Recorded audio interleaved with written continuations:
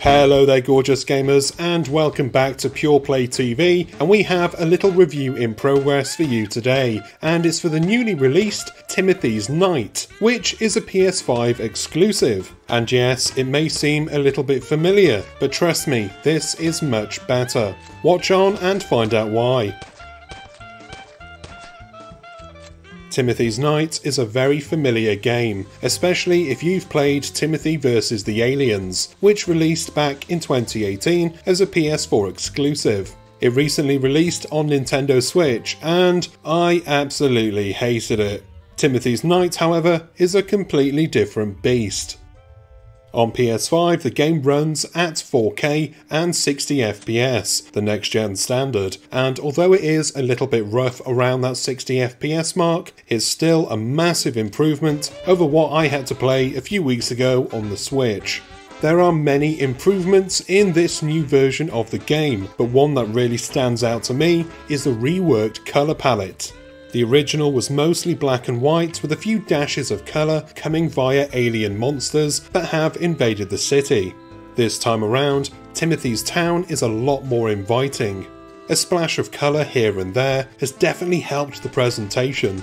The old black and white aesthetic was cool and I appreciated the idea, but the execution was well off. Now though, the developer has found a nice balance between calling back to those old movies they've taken inspiration from and the sensibilities of modern players. The gameplay itself is fairly simplistic and it won't win any awards for innovation. You take Timothy through the city as aliens invade. The third-person shooter combat is basic but functional, and even more so now that it responds nicely with the higher frame rate. There's some light exploration and platforming too, and later on in the game you can drive cars around the expanded version of the city. Something I simply have to mention is the DualSense support. Now you would not expect this from a fairly small developer, but I honestly think that Timothy's Night utilises the DualSense's features more than any other game that I've played so far. The effort is incredible and it never feels like the controller is sitting idle. Even walking along the streets, there's the faint pulsing of the pad with every footstep.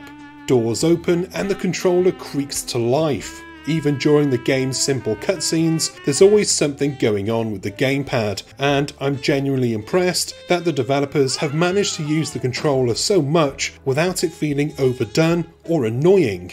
I've still got a ways to go before I'm done with Timothy's Night, but I'm confident it's going to be at least bearable and possibly even a little bit fun. I'll be back soon with the full review. And that is the end of this video. Thank you very much for watching. I hope you enjoyed it. Come back soon for the full review. Go on down below, comment, like and subscribe, and turn on notifications so that you don't miss any future videos. I've been Chris, you've been gorgeous, and I'll see you on the next one. Until then, bye bye.